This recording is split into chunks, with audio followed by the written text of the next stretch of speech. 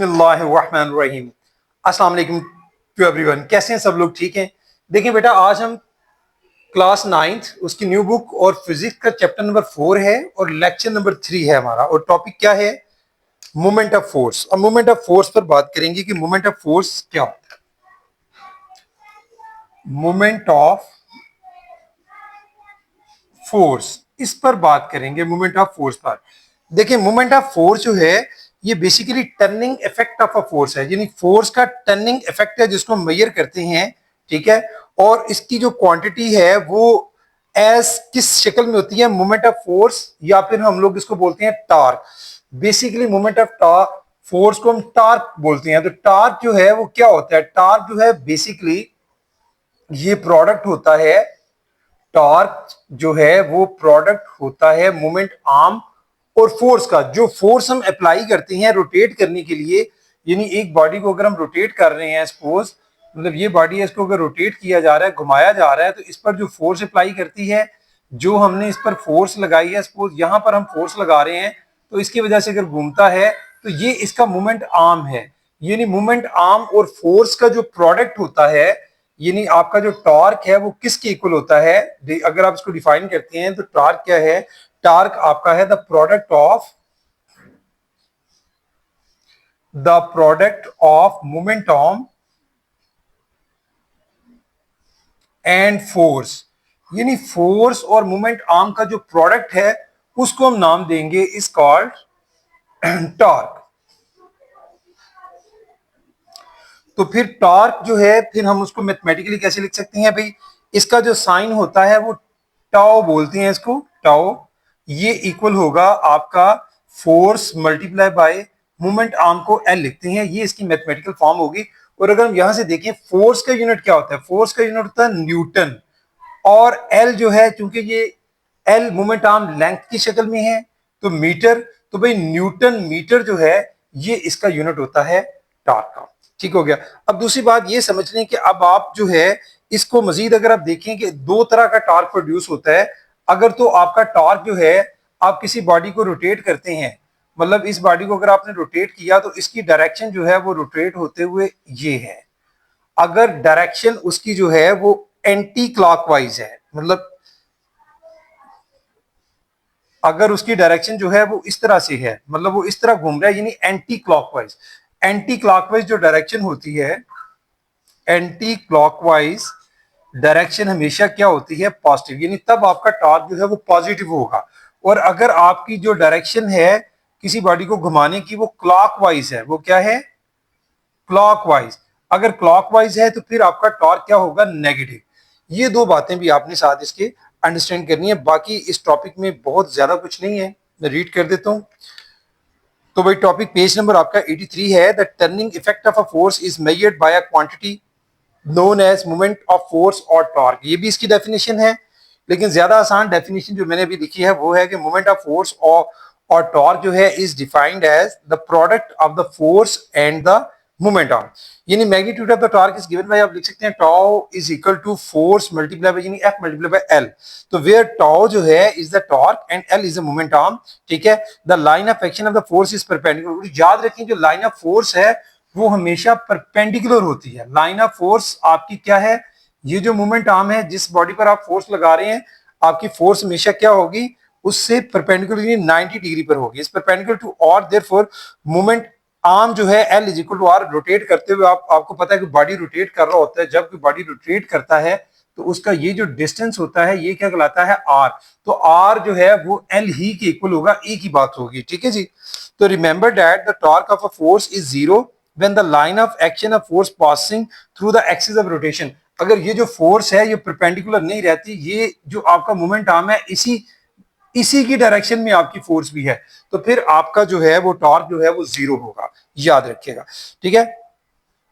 इसके बाद आगे हम बात करते हैं, because it's moment arm is zero, तो the torque is positive if the force tends to produce an anticlockwise torque. जिसमें बात कर दी कि अगर एंटी क्लॉकवाइज टॉर्क होगा, रोटेशन एंटी क्लॉकवाइज होगी तो टॉर्क पॉजिटिव होगा। ठीक है। And is taken as negative. कब नेगेटिव लिया जाता है? If the force tends to produce a clockwise torque.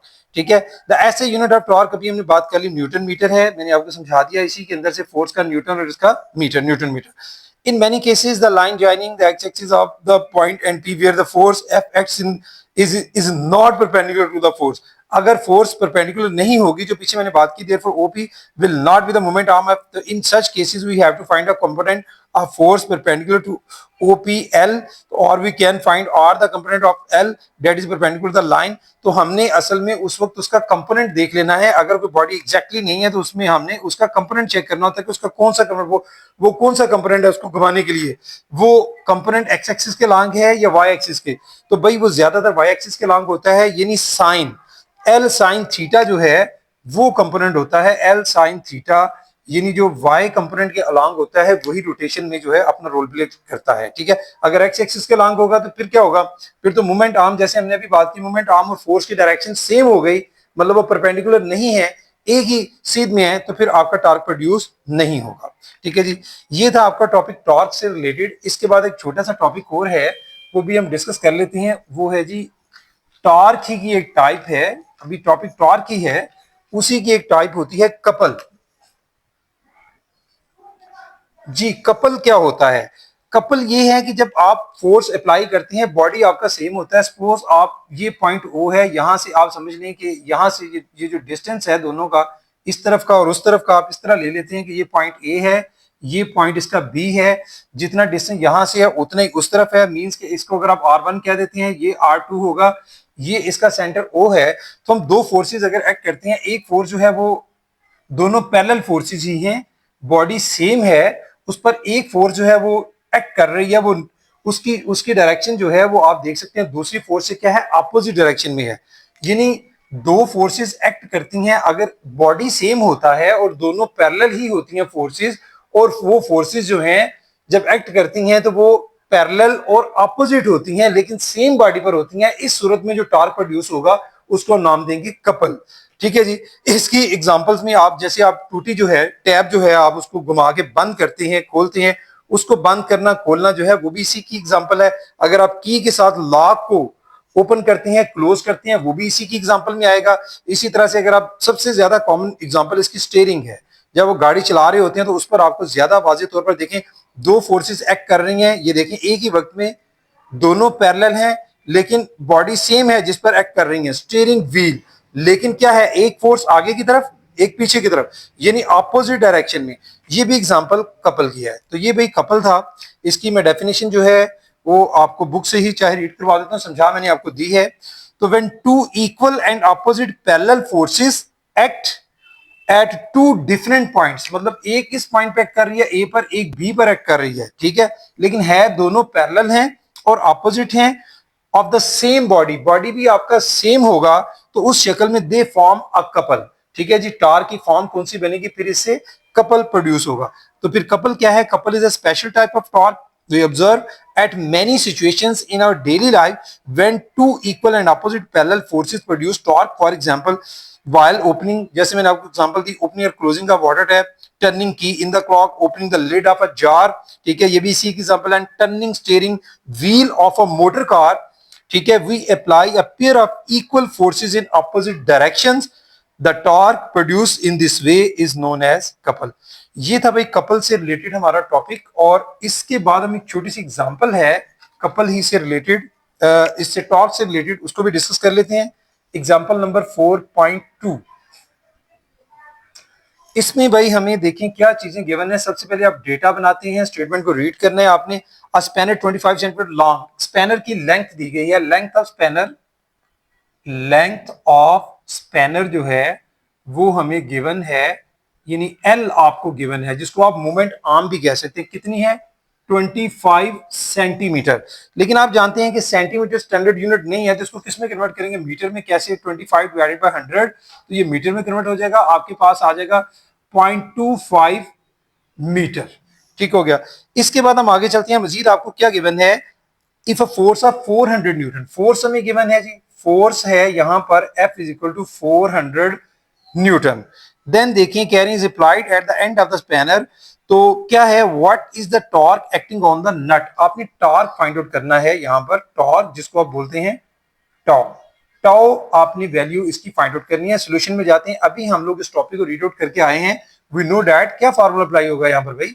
आपको यकीनन याद होना चाहिए कि भाई टॉ जो है यानी टॉर्क आपका टॉ किसके इक्वल होता है, force multiply bye moment arm mean L, F multiply. इसमें आप वैल्यूज पुट कर देंगे बाय पुटिंग वैल्यूज। जैसे ही आप इसमें वैल्यूज पुट करेंगे तो आपके पास क्या होना चाहिए, कैलकुलेटर। तो कैलकुलेटर पे आपने जो है इनकी वैल्यूज को आगे सॉल्व कर लेना है। तो भाई फोर्स कितनी है, 400 न्यूटन, मल्टीप्लाई किसके साथ हो रही है, 0.25 मीटर के साथ। तो देखें भाई कैलकुलेटर पे आपने सिंपली इनको मल्टीप्लाई कर लेना, यानी 400 मल्टीप्लाई बाय 0.25, ये आता है जी हमारे पास 100। तो 100 जो है उसके साथ यूनिट क्या आएगा, ये न्यूटन एज इट इज, और ये मीटर। तो न्यूटन मीटर में इसका आंसर होता है भाई। ये था हमारा एक छोटा सा न्यूमेरिकल एग्जांपल की शक्ल में। तो आज का टॉपिक इसी के साथ हम इसको फिनिश करते हैं। तो आज के लिए बेटा इतना ही। Thank you very much. अस्सलाम वालेकुम।